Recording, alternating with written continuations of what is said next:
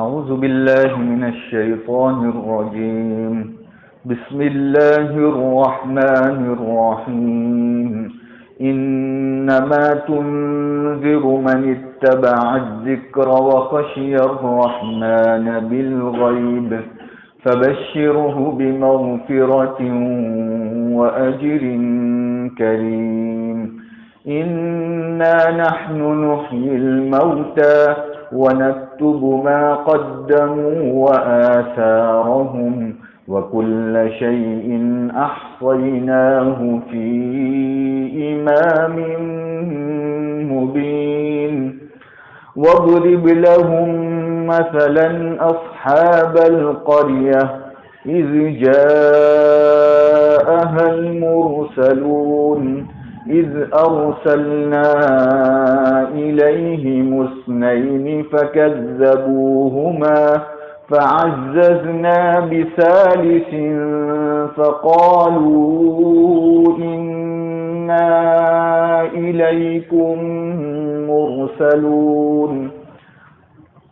قالوا ما أنتم إلا بشر مثلنا وما أنزل الرحمن من شيء إن أنتم إلا تكذبون. قالوا ربنا يعلم إنا إليكم لمرسلون وما علينا إلا البلاغ المبين.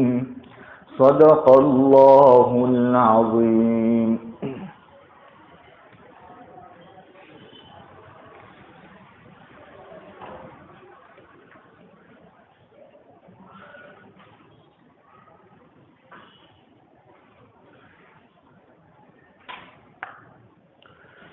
اللہ تبارک و تعالیٰ نے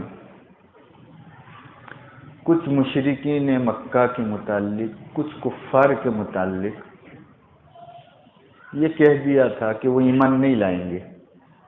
آپ ان کو ڈراؤ نہ ڈراؤ ان کے لیے برابر ہے. لیکن اس کی تفصیل میں نے بتلائی تھی کہ یہ کسی کو نہیں معلوم کہ کون ہے وہ، اور کون جو ہے ایمان لائے گا، کون نہیں ایمان لائے گا، کس کے حق میں جو ہے اللہ تبارک و تعالیٰ کا وہ قول صادق آتا ہے، اور وہ کون ہے اور کون نہیں ہے، اس کے متعلق ہم کوئی فیصلہ نہیں کر سکتے. آگے اللہ تبارک و تعالیٰ فرماتے ہیں کہ جو صحیح معنوں میں ہدایت کے پیچھے چلنا چاہے، قرآن کے پیچھے چلنا چاہے اور اللہ سے ڈرتا ہو، ایسے لوگوں کو باتیں کہو، ایسے لوگوں کو ڈراؤ، اور جنت جہنم کی، آخرت کی باتیں ان کے لیے زیادہ مفید ہے. ان کو تم مغفرت کی اور ثواب کی بشارتیں سنا دو. اب انسان جو ہے جب کوئی دھمکی ملتی ہے تو کبھی یہ سوچتا ہے کہ یہ دھمکی پوری بھی ہوگی کہ نہیں ہوگی.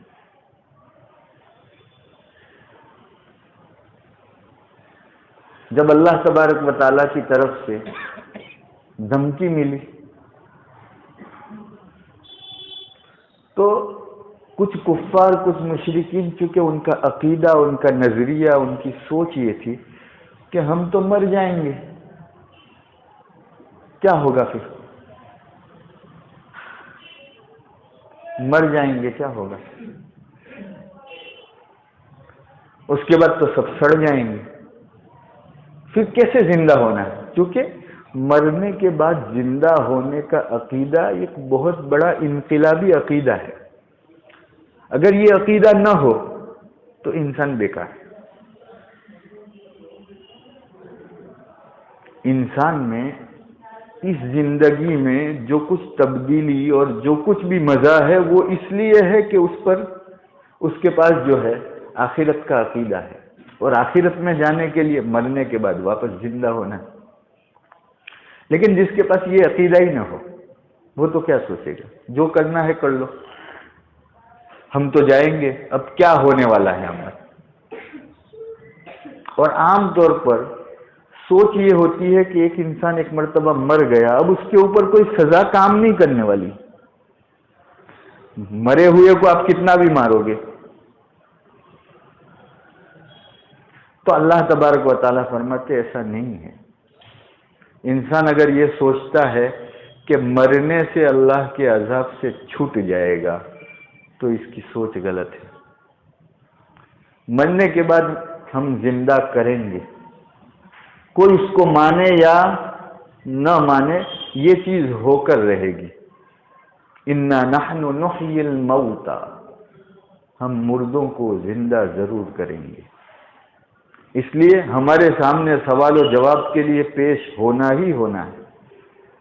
کسی بھی طرح جو ہے انسان چھوٹ نہیں سکتا.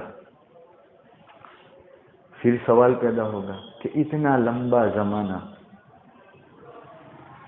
دیکھو اسلام کو آئے ہوئے 1400 سال ہو گئے. اس سے پہلے سے حضرت آدم، حضرت نوح، حضرت ابراہیم، کتنے انبیاء آئے، اور سب کے پاس جو ہے آخرت کا عقیدہ، مرنے کے بعد زندہ ہونے کا عقیدہ رکھوایا گیا. زمانوں پہ جو زمانے گزر گئے، ہزاروں لاکھوں سال گزر گئے، ابھی تو وہ دن آیا ہی نہیں کہ مرنے کے بعد زندہ ہونے. تو کوئی انسان سوچے گا نا کہ اگر اتنا لمبا ہے ٹائم تو اتنے سارے ریکارڈ بھی کہاں سے رہیں گے. یہ ریکارڈ کہاں سے لائیں گے؟ ریکارڈ ختم ہو جاتے ہیں.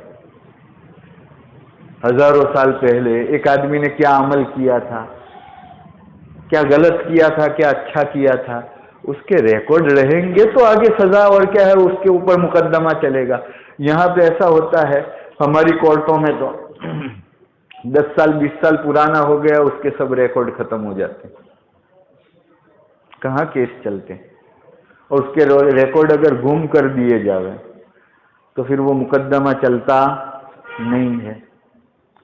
تو اللہ تبارک و تعالیٰ کہ ہمارے یہاں ایسا ہونے والا نہیں ہے. وَنَكْتُبُ مَا قَدَّمُوا وَآثَارَهُمْ، جو تم آگے عمل بھیجتے ہو وہ بھی ہم لکھتے ہیں، اور جو پیچھے چھوڑ کے جاتے ہو اس میں سے بھی کچھ ضائع ہونے والا نہیں ہے. کچھ بھی نہیں چھوٹے گا.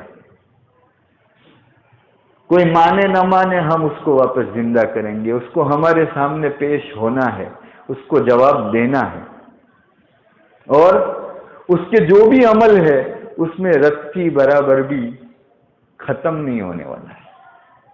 وہ سب ریکارڈ ہے ہمارے پاس. انسان جو عمل کرتا ہے نا وہ 2 طرح کا ہوتا ہے.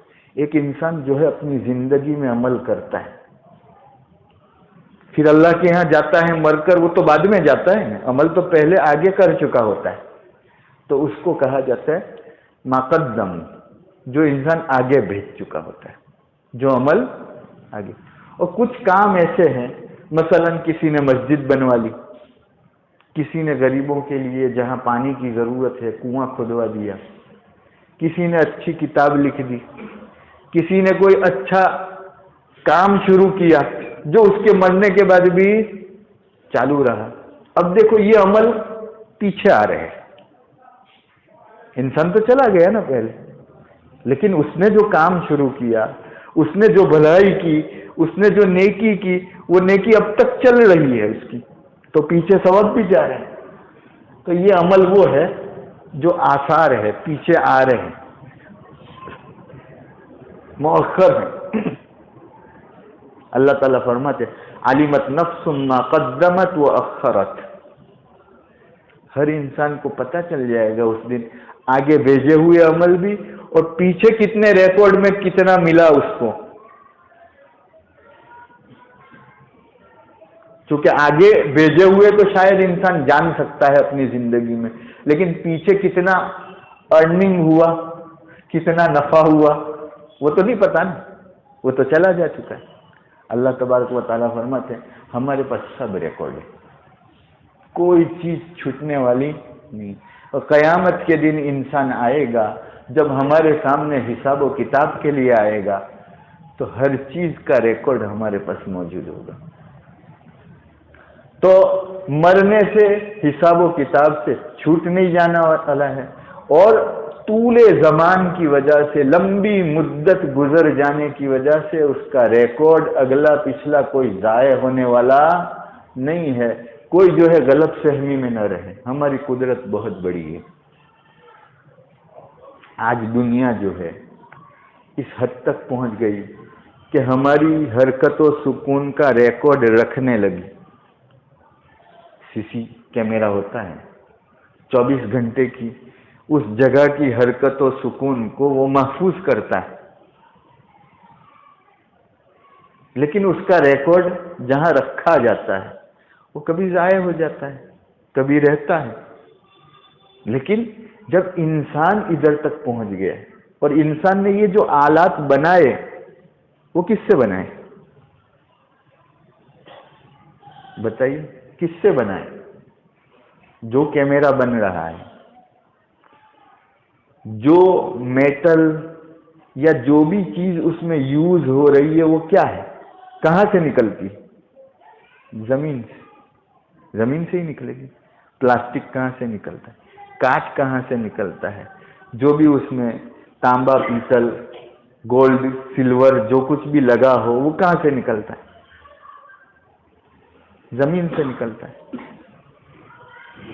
یہ جتنے بھی آلات بنے ہیں ریکارڈنگ رکھنے کے لیے یا ویڈیو رکھنے کے لیے، انسان کے ویڈیو کو محفوظ کرنے کے لیے، آڈیو کو محفوظ کرنے کے لیے، بلکہ اس کی حس کو محفوظ کرنے کے لیے سینسر ٹیکنالوجی چل رہی ہے۔ چھوٹی چھوٹی جو ہے وہاں سے بنک لگے گی، اس کا بھی وہ بتا دیا جاتا ہے۔ یہ سب چیزیں جو ہے جب ایک انسان اس حد تک پہنچا ہوا ہے کہ اس کو محفوظ رکھتا ہے، اور کہاں سے بنا کر محفوظ کرتا ہے؟ زمین سے۔ اور قرآن نے یہ مسئلہ پہلے سے حل کر دیا۔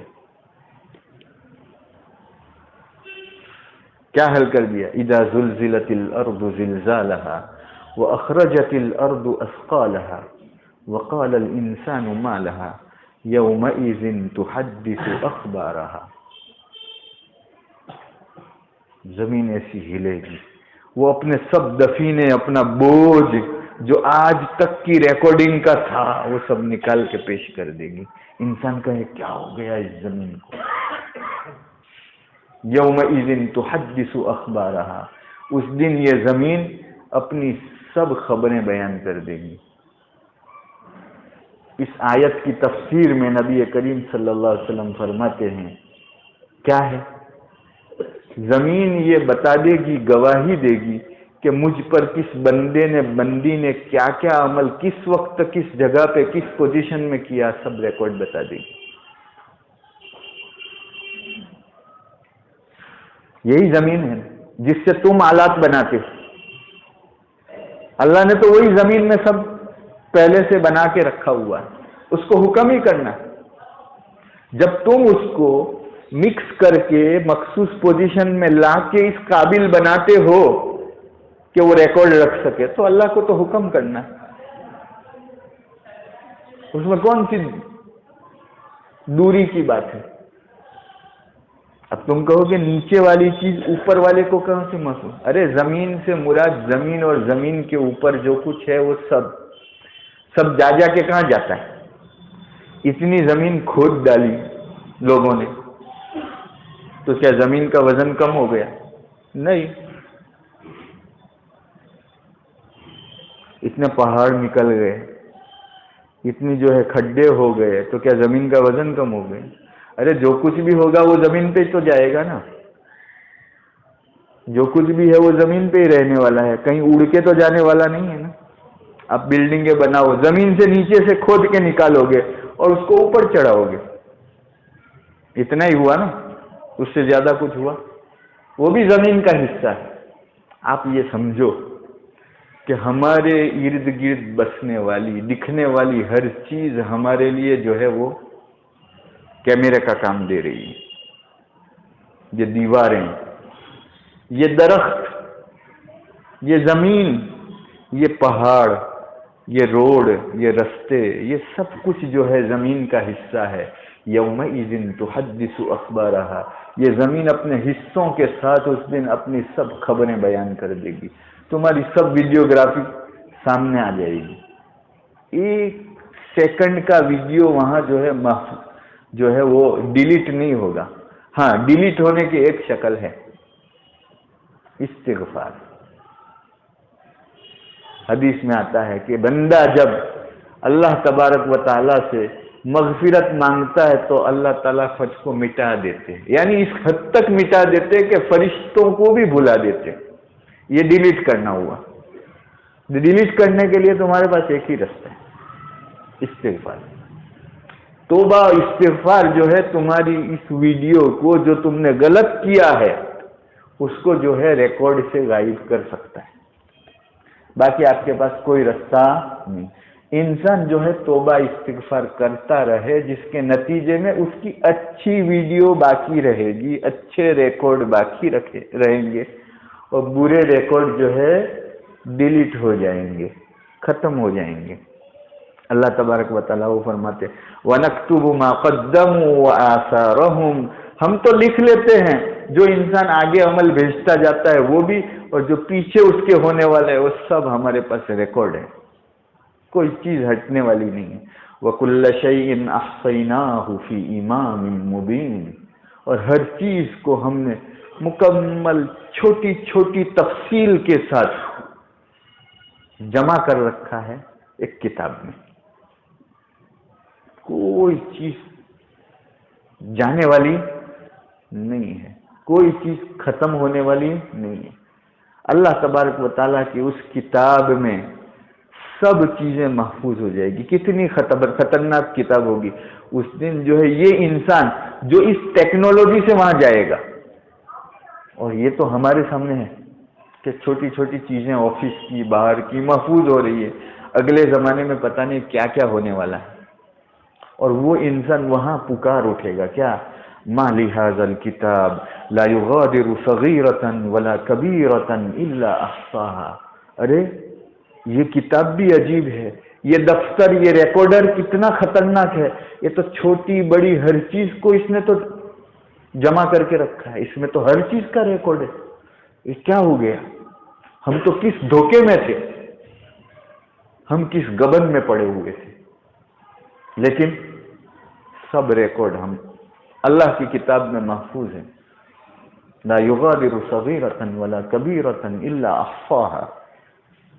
یہ کتاب چھوٹے بڑے ہر چیز کی تفصیل کو جو ہے وہ ریکارڈ کر لے گی.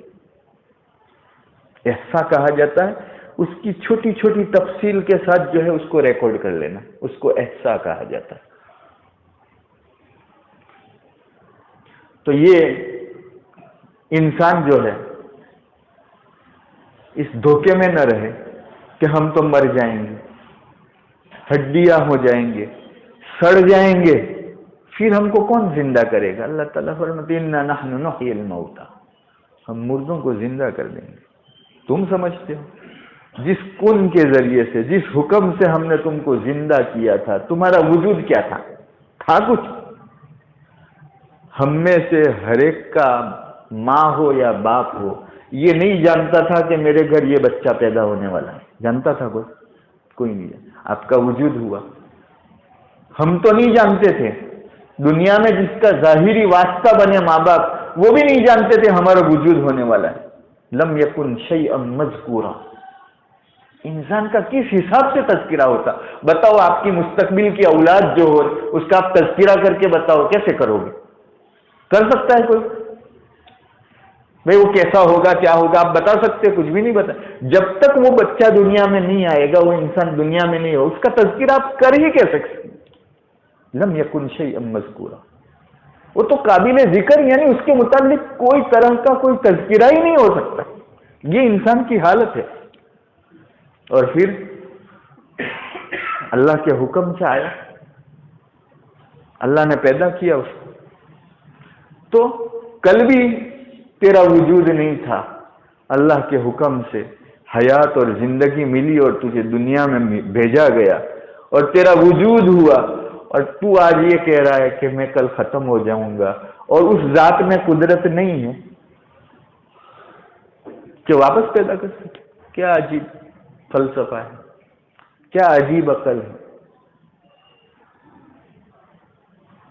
اولم یر الانسان انا خلقناه من نطفة فاذا هو خصيم مبين وضرب لنا مثلا ونسي خلقه قال من يحيي العظام وهي رميم. انسان یوں سوال کرتے، ارے یہ سڑی ہوئی ہڈیوں کو کون پیدا کرے گا واپس؟ اللہ تعالیٰ فرماتے یحییھا الذی انشأھا اول مرہ وہو بکل خلق علیم. اس کو وہی پیدا کرے گا جس نے اس کو پہلے پیدا کیا تھا، اور اس کو ہر خلق یعنی اس کا ہر جز اور حصہ معلوم ہے کہ کہاں پڑا ہوا ہے. تم کو نہیں معلوم. تمہارا بال کہاں گر جاتا ہے، تمہارا ناخن کہاں گر جا رہا ہے، تمہارا میل گرتا ہے جو تمہارا حصہ ہے کہاں گرتا ہے، تمہیں نہیں معلوم ہے، اللہ کو معلوم ہے. وَهُوَ بِكُلِّ خَلْقٍ عَلِيمٌ. تو اللہ تعالیٰ کے ریکارڈ میں سب ہے. کوئی یہ دھوکے میں نہ رہے. اللہ تعالیٰ فرماتے کہ ہم مر جائیں گے کیسے زندہ ہوں گے، ہم زندہ بھی کریں گے. یہ دھوکے میں نہ رہیں گے کہ بھائی اتنا لمبا زمانہ گزرے گا، کہاں سے وہ سب ریکارڈ آئے گا کہ ہم کو جزا و سزا ہوگی. سب ریکارڈ ہمارے پاس محفوظ ہے. ایک دو جگہ نہیں، کتنی جگہوں پہ. انسان کی ذات میں بھی ہم محفوظ کر دیں گے. یہ چھوٹے چھوٹے خلیے اور چھوٹے چھوٹے سیل جو بکھر جائیں گے تمہارے ذرے بن کے، اس میں بھی ہم محفوظ کر دیں گے. جب اتنا ڈی این اے تمہاری نسلوں کے ریکارڈ کو رکھ سکتا ہے تو اللہ کا یہ ذرہ بکھرا ہوا کیوں تمہارے ریکارڈ کو نہیں رکھے گا؟ وہ رکھے گا ریکارڈ. سب چیزیں اللہ تبارک و تعالیٰ کے یہاں ہر جگہ پہ اللہ تعالیٰ نے محفوظ کر رکھی، اور ہر چیز انسان کے خلاف گواہی دے گی. خود ہاتھ پاؤں بھی گواہی دیں گے. خود سورہ یاسین میں الیوم نختم علی افواہہم، آج ہم ان کے منہ پہ سل مار دیں گے. سل لگتا ہے نا، اس کے بعد بھی کھل نہیں سکتا، منہ پہ سل مار دیں گے. وتکلمنا ایدیہم، یہ ہاتھ اللہ سے بات کریں گے کہ میں نے یہ گناہ کیا ہے، میں نے یہ گناہ کیا.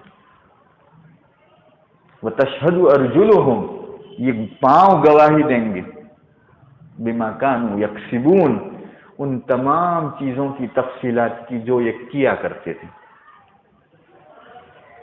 کچھ چھوٹنے والا نہیں. تو یہ بدگمانیوں میں نہ رہے، یہ غلط فہمیوں میں انسان نہ رہے. اللہ تعالیٰ فرماتے وَنَكْتُبُ مَا قَدَّمُوا وَآثَارَهُمْ، جو وہ آگے بھیجتا ہے وہ عمل بھی ہم لکھتے ہیں، اور جو پیچھے اس کے عمل آ رہے ہیں، نیکی ہو یا بدی. حضور صلی اللہ علیہ وسلم فرماتے ہیں من سن سنتا حسنتا فلہ اجرہا واجر من عمل بہا. جس نے دنیا میں کوئی اچھا طریقہ ایجاد کر لیا، کوئی اچھا کام کر لیا، اور وہ طریقہ چل پڑا، لوگ اس کے پیچھے چل پڑے اس اچھائی کے، اس کا اجر تو ملے گا. پیچھے جتنے لوگ اس پر عمل کریں گے سب کا اجر، سب کا ثواب بھی اس کو ملنے والا ہے. یہ ہے پیچھے کے آثار جو انسان کو نہیں معلوم کہ میرے پیچھے کیا کیا آنے والا ہے. ہم نے جو کچھ کیا ہم تو مر جائیں گے. اچھائی جو کی اس اچھائی نے کتنے اچھائی جمع کر کے وہ کل قیامت کے دن لائے گی ہم کو نہیں معلوم، لیکن اللہ کو معلوم ہے. ومن سن سنتا سیئتا فعلیہ وزرها ووزر من عمل بها. اور جس نے برے طریقے ایجاد کیے، برے کام کیے اور لوگوں کو اس پہ چلا لیا، اس کا بوجھ تو اس پر آنے والا ہے. پیچھے جو لوگ اس پر چلیں گے اس کے بوجھ بھی اس کے سر آنے والے. یہ سب بھگتنا ہے، اچھائی ہو یا برائی. اسی طرح انسان عمل کرنے کے لیے جب جاتا ہے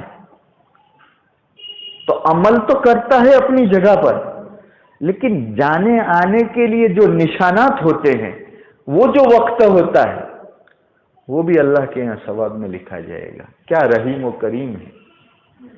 ہم مسجد آتے ہیں، نماز تو مسجد میں آ کے پڑھ رہے ہیں، ہم یہ سوچتے ہیں ثواب کا کام اور عمل تو ہم نے وہ عمل جو مسجد میں کیا وہ. اللہ تعالیٰ فرماتے، نبی کریم صلی اللہ علیہ وسلم فرماتے نہیں، ایسا نہیں ہے. وہ گھر سے آئے ہو جو تمہارے قدم گرے وہ بھی تمہارے ثواب میں لکھے جائیں گے. تو یہ بھی آثار ہے. یعنی انسان نیک عمل کے لیے جاتا ہے، آتا ہے، بھلائی کے لیے کوششیں کرتا ہے. تو اب یہاں سے ایک بھلائی کے لیے بمبئی تک گئے، دبئی تک گئے، امریکہ تک گئے، تو کام بھلائی کا تو وہاں جا کے کیا نا. یہ بیچ والا، ارے اللہ تعالیٰ وہ بھی لکھ دے گا ثواب. وَنَكْتُبُ مَا قَدَّمُوا وَآثَارَهُمْ، وہ عمل اور عمل کے جو آثار ہے وہ بھی اللہ تعالیٰ لکھ دے گا. تو انسان جس عمل کے لیے جاتا ہے، جس نیکی کے لیے جاتا ہے، وہ نیکی جو کرتا ہے اس کرنے کے آگے پیچھے وہ جو کوشش اور وہاں پہنچنے کے لیے جو وقت جاتا ہے، جو اس کی کوشش ہوتی ہے، وہ سب بھی جو ہے اس ثواب میں لکھ دیا جائے گا. تو یہ ہے ما قدموا وآثارهم. وَاضْرِبْ لَهُمْ مَثَلًا أَصْحَابَ الْقَرْيَةِ إِذْ جَاءَهَا الْمُرْسَلُونَ. کبھی کبھی جو ہے اچھائی کے لیے نمونہ دینا پڑتا ہے، برائی کے لیے بھی نمونہ دینا پڑتا ہے.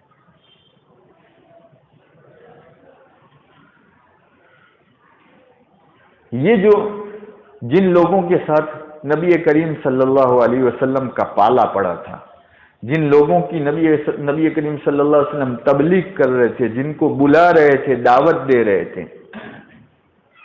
وہ بھی غلط قسم کے الزامات دیتے تھے نبی کریم صلی اللہ علیہ وسلم، اور تکلیفیں دیتے تھے، باتیں الگ قسم کی بولتے تھے. تو اب دیکھو ایسا معاملہ کیونکہ سالوں سے چلے آ رہے ہیں نبوت کے رستے، انبیاء اور ان کے ساتھ ان کی قوموں کے معاملے، اللہ تبارک و تعالیٰ تسلی کے لیے وہ واقعات بھی بیان کرتے ہیں.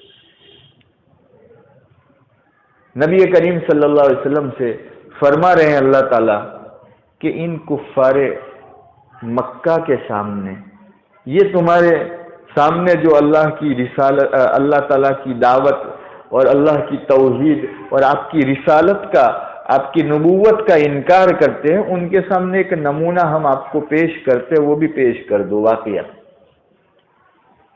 کسی گاؤں کا واقعہ ہے، کسی شہر کا واقعہ ہے. یہاں قریہ جو ہے عربی میں گاؤں کو بھی کہا جاتا ہے، بستی کو کہا جاتا ہے، مطلق بستی، چھوٹی ہو بڑی ہو. اور مدینہ کہا جاتا ہے بڑی بستی کو. جیسے سورت شہر ہے، چھوٹا جو ہے شہر، اس کو مدینہ نہیں کہا جائے گا، اس کو قریہ کہا جائے گا. لیکن یہاں پہلے اصحاب القریہ کہا، لیکن آگے جو ہے اقصى المدینہ، اسی واقعے میں مطلب یہ ہے کہ قریہ تو ہے، ہر بستی کو قریہ کہا جائے گا، لیکن وہ قریہ کیسا تھا؟ بڑا شہر تھا. تو ایک بڑے شہر کا واقعہ پیش کر رہے ہیں اللہ تعالیٰ کہ وہاں بھی سیم ایسا ہی ہوا جیسا آپ کے ساتھ یہ کر رہے ہیں. وَضْرِبْ لَهُمْ مَثَلًا أَصْحَابَ الْقَرْيَةِ کہ اے نبی صلی اللہ علیہ وسلم ان کو بیان کر دو ایک نمونہ. کچھ بستی والے تھے، کسی بستی والے. اب یہ بستی کون تھی؟ دیکھو قرآن جب واقعہ پیش کرتا ہے تو مقصود واقعہ ہوتا ہے، وہ جگہ متعین، وہ جگہ سے کوئی لینا دینا ہوتا نہیں ہے. اصل تو جو ہے انسان کے اعمال ہے، انسان ہے، اور وہ جو عمل کر رہا ہے وہ جگہ فکس ہونے سے واقعے پہ کوئی اثر پڑتا نہیں ہے. اس لیے بہت سے مفسرین نے وہ گاؤں کون سا تھا، شہر کون سا تھا، اس کی تفصیل بھی لکھی ہے. لیکن ہمارے اکابرین میں سے بہت سے اس کے قائل ہے کہ بھئی جب اللہ تعالیٰ نے نہیں فکس نام کیا تو ضرورت بھی کیا ہے. اور واقعہ جو ہے جب عبرت کے لیے پیش کیا جاوے، کسی نمونے کے لیے پیش کیا جاوے، تو اس میں گاؤں کی، جگہ کی تعین کی کوئی ضرورت نہیں ہے. اسباب جو ہے وہ انسان کے اعمال ہے، جگہیں سبب اور علت نہیں ہوا کرتی. جگہیں سبب اور علت، سبب سمجھتے ہو، کسی چیز کا کارن جگہ نہیں بنتی. اس پہ ہمارے جو عمل ہے وہ کارن بنتے اچھائی اور برائی کے. جگہ اچھی بن جائے گی ہمارے اچھے عمل سے اور جگہ بری بن جائے گی ہمارے برے عمل سے.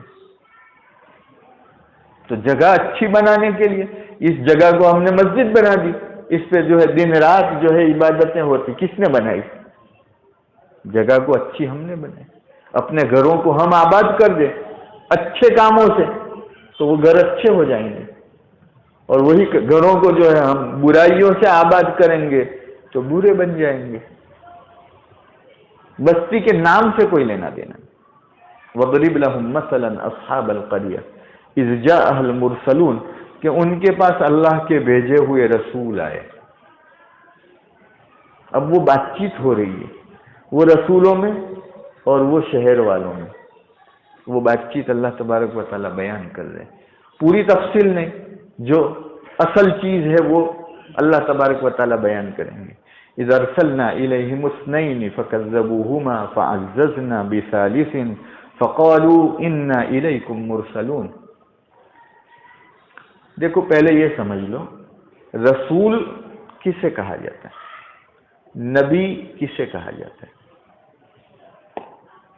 نبی جس کو اللہ تبارک و تعالیٰ کی طرف سے خبر بھیجی جاتی ہو اس کو نبی کہا جاتا ہے. اور رسول جس کو اس خبر کے ساتھ یہ حکم بھی ملا ہو کہ یہاں آپ کو اس طرح کا کام کرنا ہے مستقل طور پر. ہر نبی رسول نہیں ہوتا, ہر نبی رسول نہیں ہوتا ہے. رسول جس کو اللہ تعالیٰ نے مستقل کتاب اور احکام الگ سے دیے. ہر رسول نبی ہوتا ہے لیکن ہر نبی رسول نہیں ہوتا ہے. لیکن بعض فرماتے ہر رسول بھی نبی ہونا ضروری نہیں. رسول لغوی معنی میں ہو, لغت کے لحاظ سے, لینگویج کے لحاظ سے رسول کہا جاتا ہے قاصد کو, جس کو کسی کام کے لیے بھیجا ہو ہم. تو ایک رسول تو وہ ہے جس کو اللہ تبارک و تعالیٰ نے اپنی طرف سے وحی بھیجی تو نبی بنا وہ, اور نبی کے ساتھ اس کو رسالت دی کہ یہ کام آپ کو کرنا ہے, یہ احکام ہے, یہ لا ہے, اس لا کے مطابق یہ کام کرنا ہے.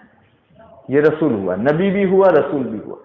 پھر وہ رسول کی طرف سے کچھ لوگوں کو دوسرے گاؤں میں دوسری بستی میں بھیجا گیا تو وہ رسول کے رسول ہوئے, رسول کے رسول ہوئے. سمجھے؟ تو اس کو بھی رسول تو کہا جائے گا لیکن وہ نبی نہیں, وہ نبی نہیں ہے. تو یہاں مراد باز فرماتے ہیں کہ وہ کسی رسول کی طرف سے بھیجے گئے لوگ تھے. اذ ارسلنا الیہم اثنین فکذبوہما, ایک شہر میں اللہ تبارک و تعالیٰ کے حکم سے یہ بھیجے گئے. حکم سے اس لیے بھیجے گئے کہ وہ جو رسول جنہوں نے ان کو بھیجا اس کو حکم تو اللہ نے دیا تھا نا, ان کو بھیجا گیا, دو کو بھیجا. لیکن وہ دو کی بھی بات مانی تو اللہ تعالیٰ نے تیسرے کو بھی بھیجا تاکہ تین مل کر جو ہے اچھی طرح سے کام کر سکے. اذ ارسلنا الیہم اثنین, جبکہ ہم نے دو رسولوں کو ان کے پاس بھیجا لیکن دونوں کو جھٹلا دیا انہوں نے. اللہ تعالیٰ فرماتے فعززنا بثالث, ہم نے وہ دو کی مدد کی تیسرے سے, تیسرا بھی بھیجا ہم نے, اور تینوں نے مل کر اب سب سے جو ہے بات چیت شروع کی اور کہا انا الیکم مرسلون, ہم کو اللہ کی طرف سے تمہارے پاس بھیجا گیا ہے کہ اللہ کی وحدانیت کو مانو, اللہ کے ایک ہونے کو مانو, رسول کی رسالت کو مانو, اور اللہ تبارک و تعالیٰ نے جو حکم دیا ہے زندگی جینے کے جو طریقے دیے ہیں اس کو مانو. انا الیکم مرسلون. تو لوگوں کا حال دیکھو, کہتے تم بھی تو ہمارے جیسے انسان, اللہ چاہتے تو فرشتوں کو بھیج دیتے, انسانوں کو بھیجنے کی کیا ضرورت؟ ما انتم الا بشر مثلنا. انسان کو دھوکہ اسی سے ہو جاتا ہے کہ یہ تو میرے جیسا ہے. کل تو میرے ساتھ بڑا ہوا تھا، بچپن میں تو چڈی میں ہمارے ساتھ کھیلتا تھا، آج بڑا بن گیا، یہ تو ہمارے سامنے بڑا ہوا، اور آج جو ہے وہ ہم کو یہ باتیں سکھانے لگ گئے. تو ہم میں ان میں کیا فرق ہے؟ بشریت جو ہے، تو بشر تم بھی ہو ہم بھی ہو، تم کیسے رسول بن گئے؟ اعتراض، اپوز کیا، الگ الگ. دیکھو ایسی خطرناک بات، انسان کو غصہ چڑھ جاتا ہے. تبلیغ جب ہوتی ہے، جب کسی کو سمجھایا جاتا ہے تو وہ غلط سلط باتیں بھی کرتا ہے، صبر کرنا پڑتا ہے. قالوا ما انتم الا بشر مثلنا. ایک بات تو انہوں نے یہ کہہ دی کہ تم تو ہمارے جیسے انسان تو ہو، تم بھی تو یہاں رہتے ہو، تمہاری بات ہم مانیں گے، جاؤ. دوسری بات کیا کہی؟ وما انزل الرحمن من شیء. اللہ نے کچھ اتارا نہیں ہے تو تم جھوٹی باتیں کر رہے ہو. اللہ نے کون سا کلام اتارا ہے؟ کون سی باتیں اتاری ہے کہ تم ہم کو کہہ رہے ہو؟ کیا دلیل ہے؟ کیا تم کو فرشتہ آ رہا ہے ہم کو دکھ رہا ہے کیا؟ ہم کو نہیں دکھ رہا ہے. یہ تم کیا بکواس کر رہے ہو؟ اللہ نے کچھ نہیں اتارا ہے. جیسے ہم ہیں، ہم پہ کچھ نہیں اترتا ہے، آپ پہ بھی کیا اترے گا؟ لو، عقل چلا دی. وما انزل الرحمن من شیء. پھر آگے تو اور بڑھ گئے کہ تم جھوٹے ہو، ان انتم الا تکذبون. تم جھوٹ بول رہے ہو، تم جھوٹ بول رہے ہو. اللہ تبارک و تعالیٰ اسی لیے ہر نبی کے ساتھ اس کی نبوت کی دلیل بھی بھیجتا ہے. نبی کریم صلی اللہ علیہ وسلم کے ساتھ بھی نبوت کی دلیلیں بھیجی اللہ تبارک و تعالیٰ نے، کہ کوئی آدمی اپنی تھوڑی سی عقل چلا لے گا تو بھی اس کو یہ پتا چل جائے گا کہ یہ نبی کے علاوہ کوئی نہیں ہو سکتا. اللہ تبارک و تعالیٰ نے حضور صلی اللہ علیہ وسلم کے ساتھ اتنی دلیلیں پیش کی، اتنی دلیلیں. آج بھی ہم بیٹھے بیٹھے سوچے تو حضور صلی اللہ علیہ وسلم کی نبوت میں کسی کو کوئی شک نہیں ہو سکتا. کچھ دلیلیں تو ایسی تھی جو اس زمانے میں ہوئی، ختم ہو گئی، اور کچھ دلیلیں تو ایسی ہے جو آج تک چلی آ رہی ہے، جو آج تک چلی آ رہی ہے. ایک یتیم بچہ جس کی پیدائش سے پہلے ہی جو ہے اس کے باپ نکل چکے تھے، پیدائش کے کچھ سالوں بعد اس کی والدہ انتقال کر گئی، سہارے کوئی نہیں تھے. جس نے کبھی کسی مکتب میں الف اے سیکھنا جو ہے، لکھنا اور جو ہے پڑھنا نہیں سیکھا کبھی، اور وہ کیسی کیسی باتیں کر گیا. کیسے ہو سکتا ہے؟ تم جو ہے اسکول کے ماسٹر کو پوچھو، بیچارے پڑھا پڑھا کے تھک جاتے ہیں تو جو ہے امتحان میں 0 نمبر آتا ہے. اور جس کو کسی نے کوئی تعلیم ہی نہیں دی، کسی نے کوئی تعلیم نہیں دی، مستقل کسی کے پاس کوئی سیکھا نہیں، کچھ بھی نہیں سیکھا، نہ ان کو تعلیم کے لیے بھیجا گیا، نہ وہ خود تعلیم کے لیے گئے کبھی. بالکل کانچ جیسی زندگی ہے نبی کریم صلی اللہ علیہ وسلم کی.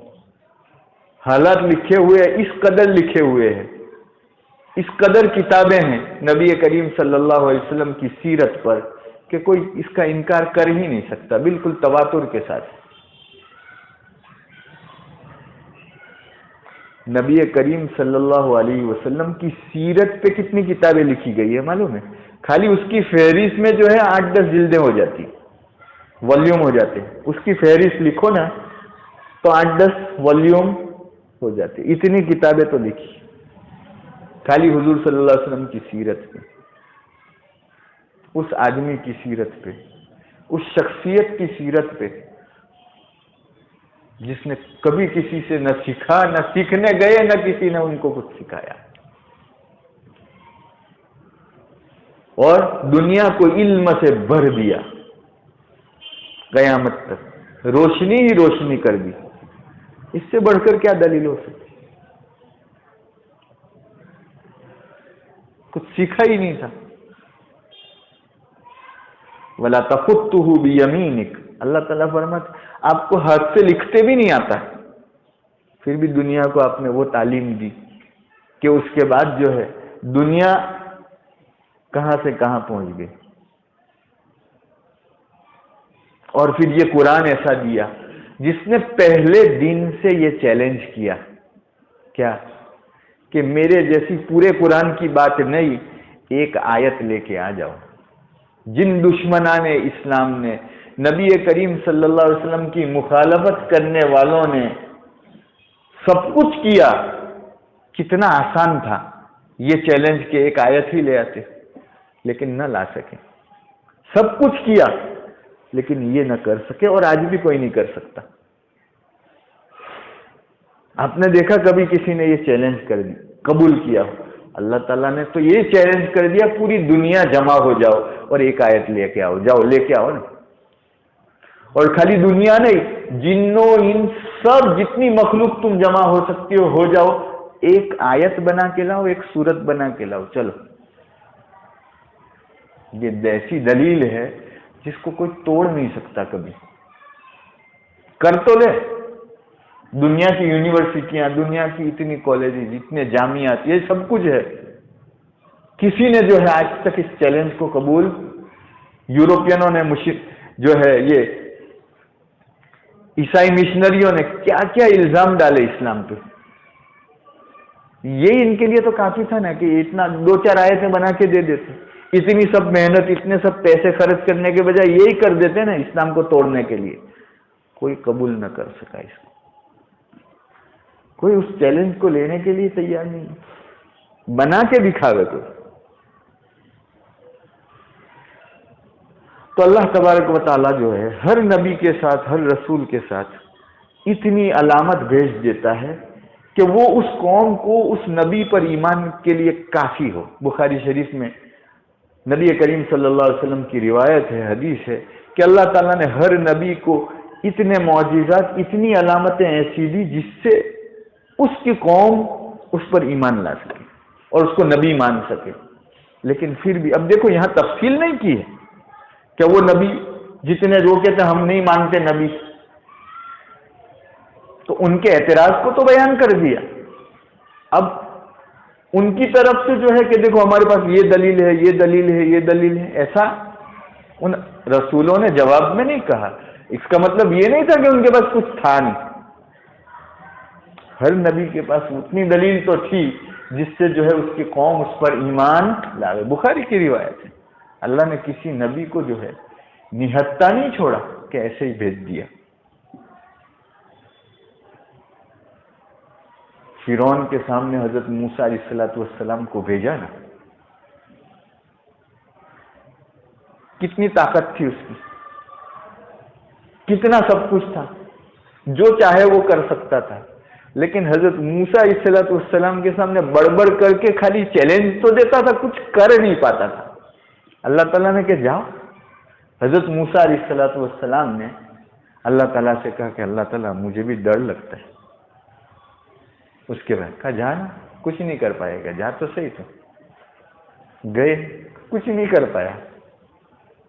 حالانکہ حضرت موسیٰ علیہ السلام کے قصور ڈھونڈتا تو وہ ڈھونڈنے میں کافی قصور مل جاتے اس کو، لیکن کچھ ہاتھ نہیں بڑھا سکتا تھا وہ۔ کتنے دلائل تھے، تو ہر نبی کو اللہ تبارک و تعالیٰ نے اتنے دلائل اور اتنی روحانیت کی وہ طاقت دی تھی کہ اس سے اس کی قوم اگر ایمان لانا چاہے تو لا سکتی تھی، قوم کے خلاف حجت قائم ہو سکتی تھی۔ انہوں نے بھی اٹھا کے یہ تین جو ہے غلط الٹپ اعتراض کر دیے۔ کون سے؟ ما انتم الا بشر مثلنا، تم تو ہمارے جیسے انسان ہو، ہم میں تم میں کیا فرق، تم نبوت کا دعویٰ کر رہے ہو، کیا بات ہو گئی؟ جہاں اللہ تبارک و تعالیٰ نے اس کا جواب نہیں دیا ہے، قرآن میں دوسری جگہ ان سب اعتراض کے بھی جواب دے دیے۔ وما انزل الرحمن من شيء،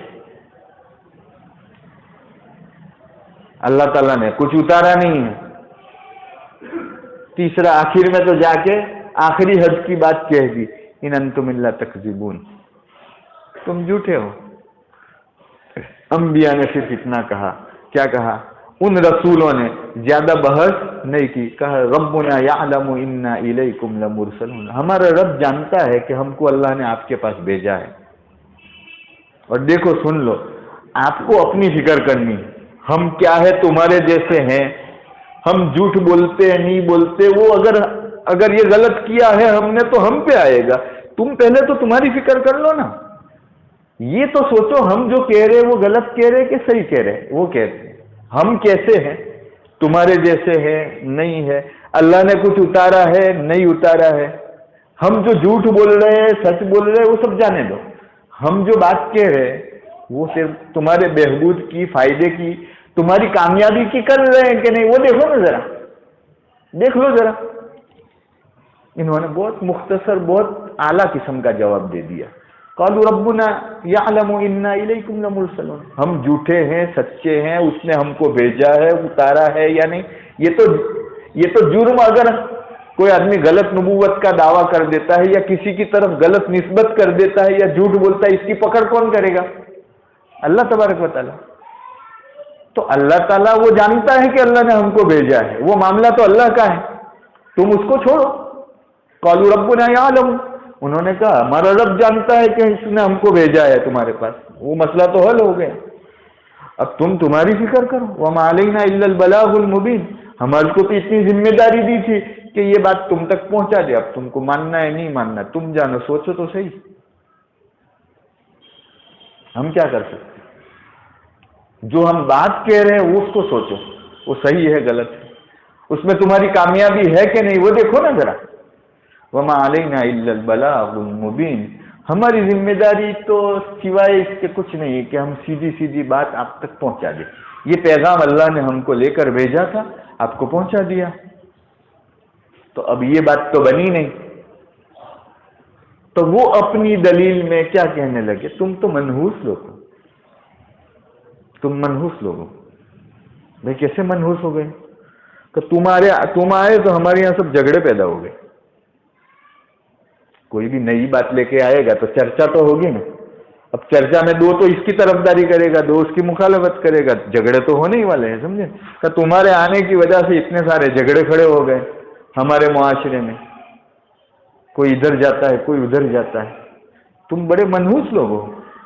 اب دیکھو انہوں نے وہ دلیل تو نہ چل پائی، انہوں نے جو بہت مختصر بہت اچھا جواب دے دیا، تو پلٹ کے دوسری بات کہہ دی کہ انا تطیرنا بکم، ہم تو تم کو منحوس مانتے۔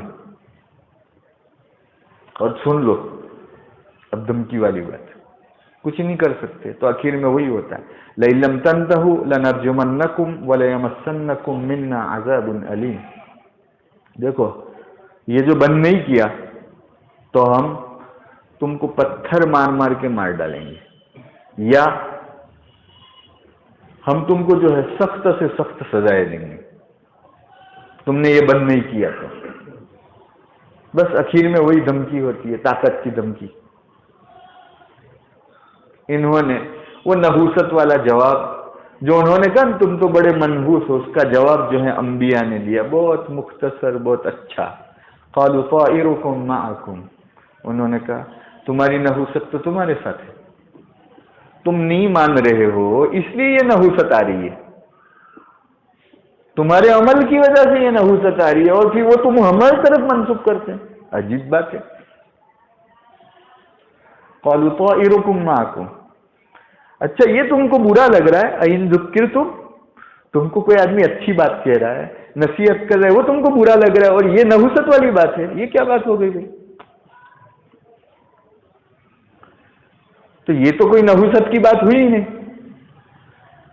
پھر انہوں نے کہہ دیا ایک تیز بات کہی، بل انتم قوم مسرفون، تم حد سے گزری ہوئی بات کرتے ہو، عقل کی بات نہیں کرتے ہو، دھمکی کی بات کر رہے ہو، یہ کر رہے ہو وہ کر، عقل کی بات کرو نا، سمجھ کی بات کرو۔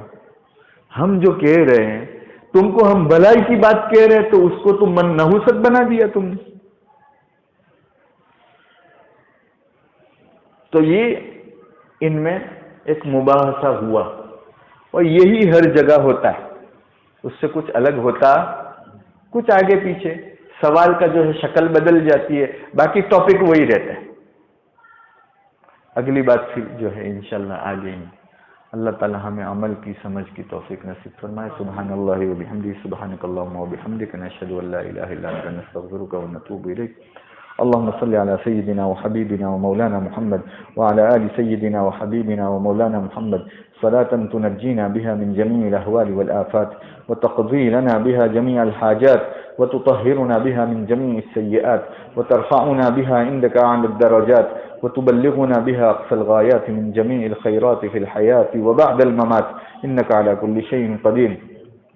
اللهم يا رب العالمين صل وسلم وبارك وانعم وتحنن وترحم منك ومن ملائكتك ومنا على من أرسلته رحمة للعالمين ومهداة إلى الخلق أجمعين، دائما بدوامك ومكررا إلى بقائك، تعود بركتها على كل خلق في العالمين ببركة رحمة للعالمين، وعلى آله وأصحابه وأزواجه وذريته وأهل بيته وإخوانه من النبيين ومن في أمته وأممهم والملائكة وعلينا جميعا يا رب العالمين.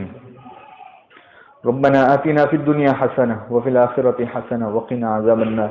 اللهم اكفنا ما أهمنا من أمر الدنيا والآخرة. اللهم أعطنا بما أنت أهله في الدين والدنيا والآخرة. اللهم إنا نسألك من الخير كله عاجله وآجله ما علمنا منه وما لم نعلم، ونعوذ بك من الشر كله عاجله وآجله ما علمنا منه وما لم نعلم. اللهم إنا نسألك الجنة وما قرب إليها من قول وعمل، ونعوذ بك من النار وما قرب إليها من قول وعمل.